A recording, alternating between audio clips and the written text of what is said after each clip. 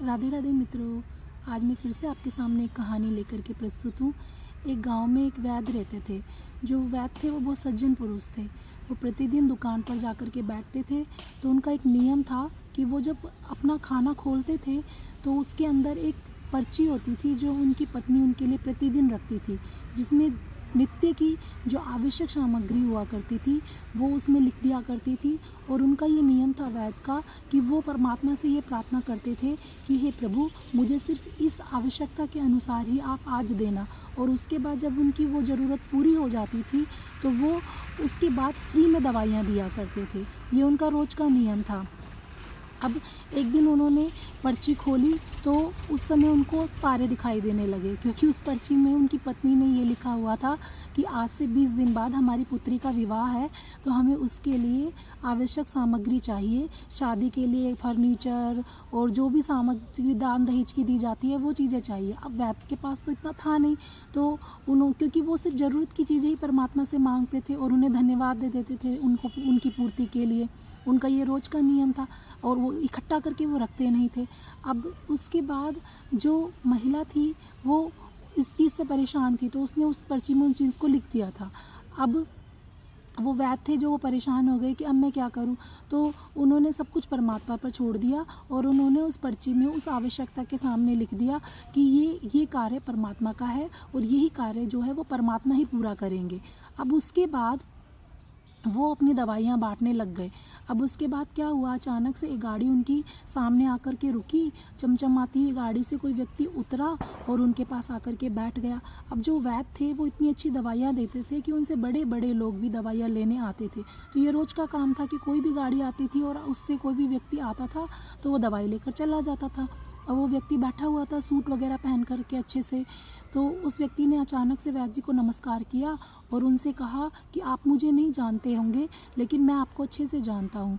तो वैद्य जी ने पूछा कैसे, तो उन्होंने बताया कि आज से 15 साल पहले मेरी गाड़ी आपकी दुकान के सामने ही ख़राब हो गई थी और उसमें जब मेरी गाड़ी ख़राब हो गई तो आपने आकर मेरी मदद के लिए जब किसी आदमी को बुलाया तो मैं आपकी दुकान पर बैठा हुआ था और उस समय आपकी पुत्री भी आपके पास खड़ी हुई थी जो 6 साल की थी और वो आपसे निवेदन कर रही थी कि खाना आकर के खा ले, लेकिन आपने मेरी सहायता करने के लिए उस खाने को भी नहीं खाया। तो मुझे बड़ा दुख हुआ, तो मैंने सोचा कि मुझे आपकी मदद करनी चाहिए। तो मैंने दवाई के बहाने आपसे कहा कि मेरी संतान नहीं है और मुझे संतान की आवश्यकता के लिए दवाई चाहिए। मैंने सोचा था कि मैं दवाई ऐसे ही लेकर के रख लूँगा और आपको पैसे दे दूँगा।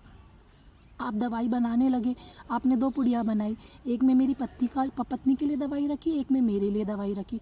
और दवाई देते वक्त आपने कहा कि जो परमात्मा है वो ही सभी को सुख दुख खुशी जीवन सब कुछ प्रदान करते हैं। संतान, धन, ऐश्वर्य, वैभव ये सब कुछ हमें परमात्मा ही प्रदान करते हैं। तो अगर परमात्मा ने चाहा तो आपके पास अत्यंत सुंदर संतान होगी और अवश्य होगी। और उसके बाद आपको जब मैंने पैसे देने के लिए हाथ आगे बढ़ाए तो आपने मुझसे मना कर दिया ये कह करके कि आज का खाता ख़त्म हो गया है। मुझे ये बात समझ में नहीं आई।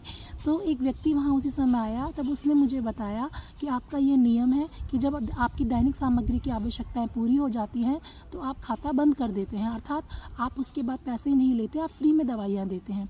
तो मुझे ये देखकर बड़ा आश्चर्य हुआ। मैं आपके बारे में सोचता हुआ घर पहुंचा और मैंने अपनी पत्नी को बताया।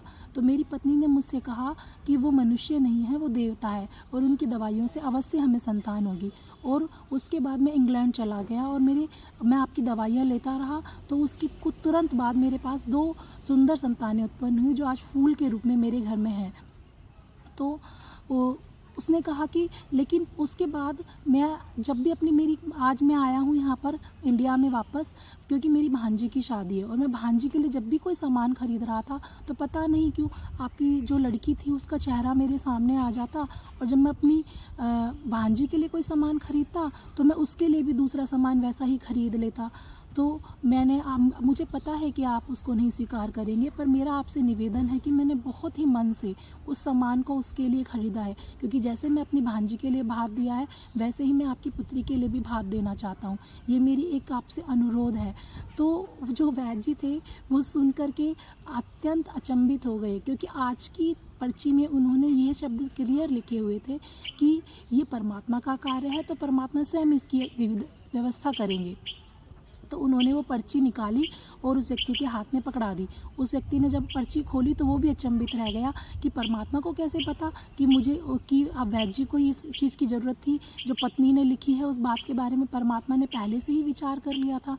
तो मित्रों, इस कहानी से हम क्या सीखे कि हमारे जो परमात्मा है, परमात्मा जो भी करते हैं हमारे लिए हमेशा अच्छा ही करते हैं, क्योंकि परमात्मा ने जो हमारे लिए चुना है वो संसार में सर्वश्रेष्ठ होता है। परमात्मा हमें बनाते हैं, हमें इस दुनिया में भेजते हैं, हमारे लिए खुशियों का भी चयन करते हैं, हमें दुख भी मिलता है तो हमारे कर्मों के अनुसार ही प्रदान करते हैं। और हमारे लिए हमेशा कहते हैं ना कि अगर हमारे मन का हो तो और अच्छा, और मन का ना हो तो भी अच्छा, क्योंकि परमात्मा ने जो हमारे लिए सोचा है वो सर्वश्रेष्ठ होता है। क्या पता कि परमात्मा हमारे लिए खड़े हैं और हम चाह रहे हैं थोड़ा सा, और परमात्मा हमें बहुत सारा प्रदान करना चाह रहे हो। हम चम्मच लेकर खड़े हैं और वो हमें पूरी कटोरी प्रदान करना चाह रहे हो, लेकिन हम परमात्मा के भेद को नहीं समझ पाते और परमात्मा से छोटी छोटी चीज़ों के लिए शिकायतें करते रहते हैं, परमात्मा को हर चीज़ के लिए दोषी मान लेते हैं। इसीलिए मित्रों, हमें परमात्मा का सुबह उठते हुए धन्यवाद करना चाहिए, रात को सोते हुए धन्यवाद करना चाहिए कि परमात्मा ने हमें इस संसार में भेजा, और हमेशा अच्छे कर्म करते रहना चाहिए। राधे राधे।